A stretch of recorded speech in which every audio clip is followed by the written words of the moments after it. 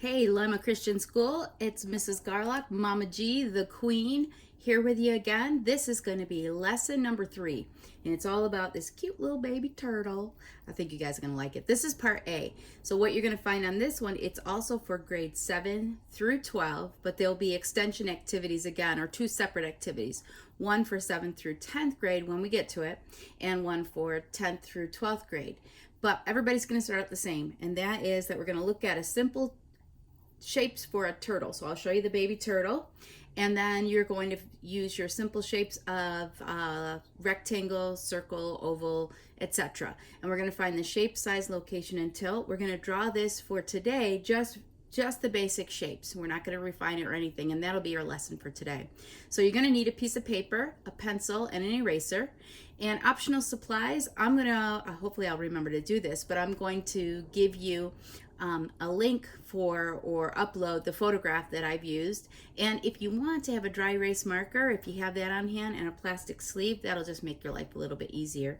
But here we go. Here's our cute little guy that we're going to do.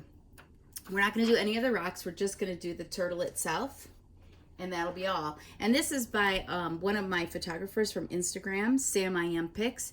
Pretty cool. Go check out her stuff. I love it. I found a lot of really neat stuff on there. Just remember, if you do want to draw something of hers besides this turtle, then you do need to ask for permission and make sure you tag her in it. But I'm going to let her know you guys are doing this one. So here's our turtle. First thing we have to do is find those simple shapes. So I've put it in the plastic sleeve already so that it's easy for me to do my write-on wipe-off markers. And I'm going to take a look at this turtle. And right away, I can see, you guys probably can, that there is a shape that is over and over and over again in this turtle. Can you guess what shape it is that we're going to be finding? Simple shape. If you guessed an oval, you're right. I basically can make almost this entire beginning of this turtle out of ovals. So I'm going to show you the shapes that I found. I'm going to trace them, and then you guys are going to draw them, and I'm going to walk you through how to do that too. So we have the head here. I'm going to simplify it. I'm not going to look for all the bumps and the little changes in it. I'm just going to make this whole head an oval. I don't care about that little eye that's in the background there. I can see that he's got a little eye here. This is the one thing that's not an oval. It's almost like a half circle. So sorry, my wonderful Sharpie is really thick. You want an extra fine one if you can. This one is not. I grabbed the wrong one from school before I left. That's okay. All right, so what else? The shell. The shell itself, if we don't do any of the extra stuff on it here and just kind of do this, is pretty much an oval. You can see mine's kind of a wonky oval, but it's an oval. How about this little back leg? We can't see all of it, I know, but what we can see of it is an oval. And for the front leg here, I have made it into 2 ovals because it changes direction. One long skinny oval, and then a little oval that kind of points in slightly different direction. Now he's got a little bit left on him.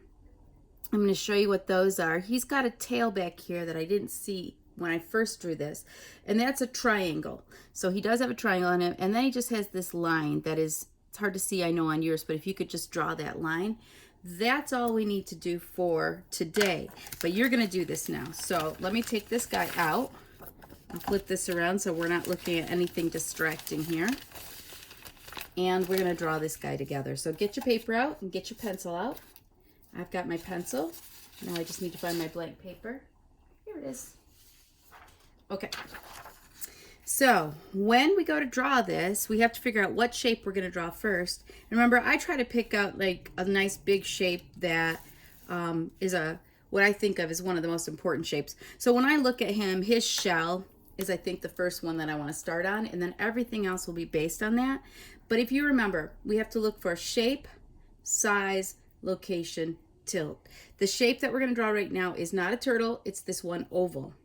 The size of it, well, we can figure out the size because we can use our fingers of our less dominant hand here, or non-dominant, and we can figure out about how big he is.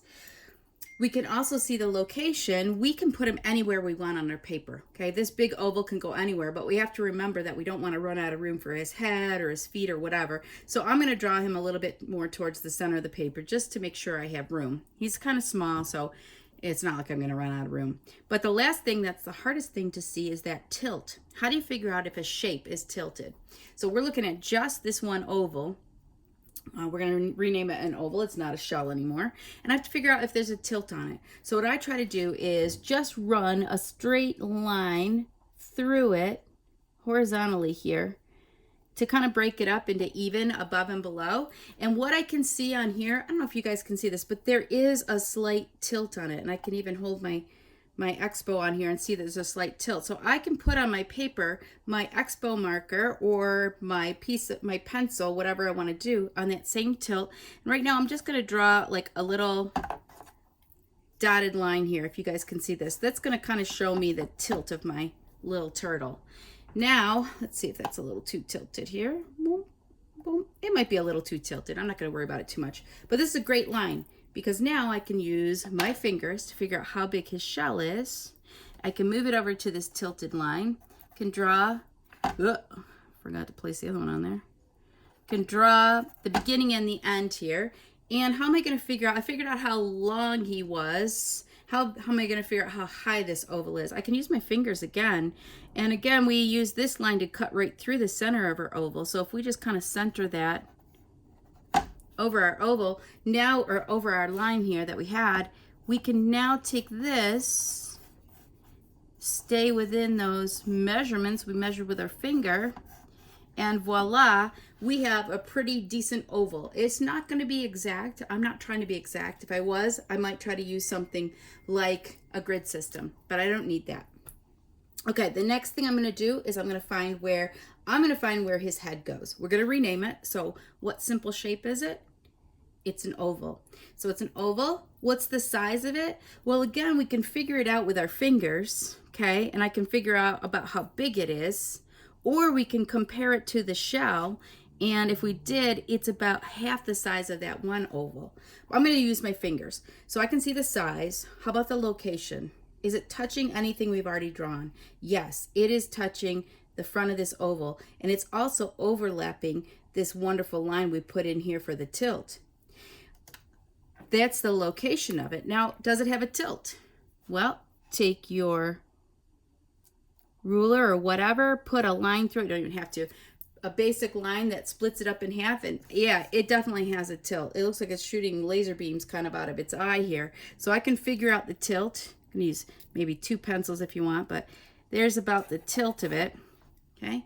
Now I can figure out, again, the size of it, but we have to remember part of it is below this line that we said the tilt was on, or actually not the tilt, below the line that the tilt or the half of the big oval is. See that line right there is what I'm looking at. There's the line. Half part of the oval is underneath there. So if I figure out the size of that, I can figure out about how big this head is, and I'm going to draw this oval so it touches the front here. Don't think that that is the tilt, but the tilt line would be way out here, so sorry about that. The tilt line is actually not touching his shell. So if I wanted a tilt line that helped me a little bit more, I'd draw it there. Okay, so this little guy is about there. So that's where his head would be. Now the next thing you're going to do is decide, okay, what's the next shape I'm going to do? So I'm not going to do all of these with you. I'm going to have you guys do them. I'm going to show you how I think about it though. How about if we wanted to do next this right here, this oval, okay? We can see about how big it is. One thing we can do is compare it to the head that we've already done, right? It's not quite as big as the head for this one oval, but we can also take our fingers and use that measurement.